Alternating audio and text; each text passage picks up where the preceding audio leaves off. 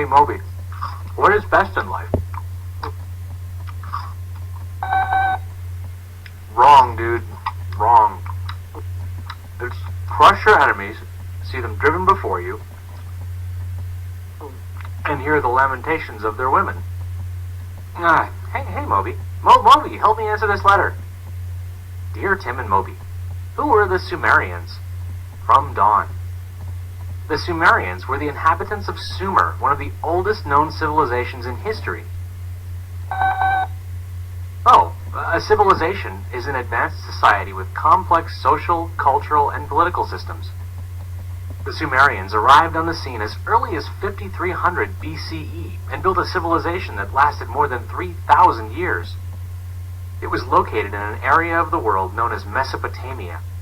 That was a plain between two rivers, the Tigris and the Euphrates, in what today is the country of Iraq.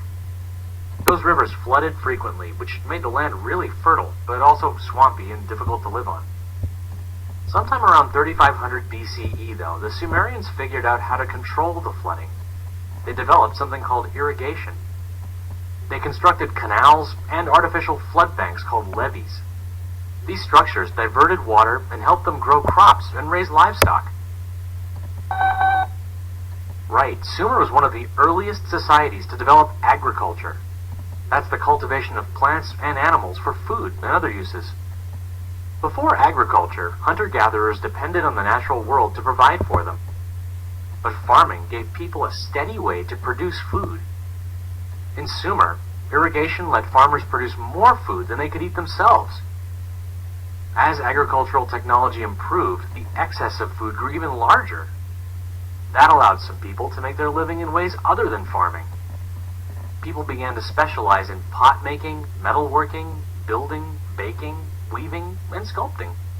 That's called division of labor, and it's the basis of any advanced civilization. It lets people concentrate on something other than where their next meal is coming from. And that leads to the rise of cities.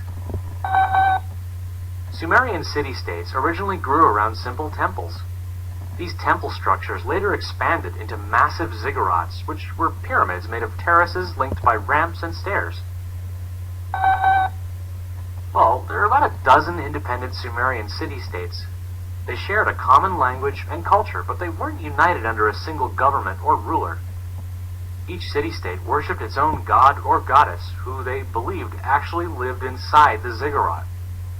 Each city-state was ruled by a king-like figure called an ensi, who doubled as the high priest. Ensis led the military, acted as judges, presided over religious ceremonies, and kept an eye on trade.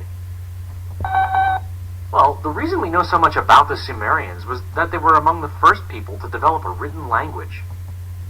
Writing came about as a way to keep a record of their trading with other city-states and cultures. At first, they kept records using pieces of clay as tokens.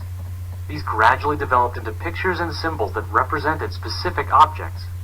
By around 3100 BCE, the symbols had turned into a whole system of wedge-shaped marks and lines called cuneiform. But writing wasn't their only bright idea. The Sumerians also codified the first system of written laws and a system of government to enforce them. Bronze was another major development. The Sumerians mixed tin and copper to make tools and weapons out of this sturdy metal. The Sumerians also came up with a number system based on 60.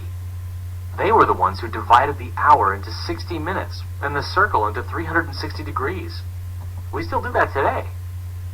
They even invented the first wheeled vehicle, which meant that wagons could be used to carry loads for long distances. Well, neighboring groups eventually conquered them and absorbed a lot of Sumerian culture. Much of that culture was passed down to the ancient Greeks and Romans, and eventually on to us. Right, which means we have the Sumerians to blame for my geometry homework.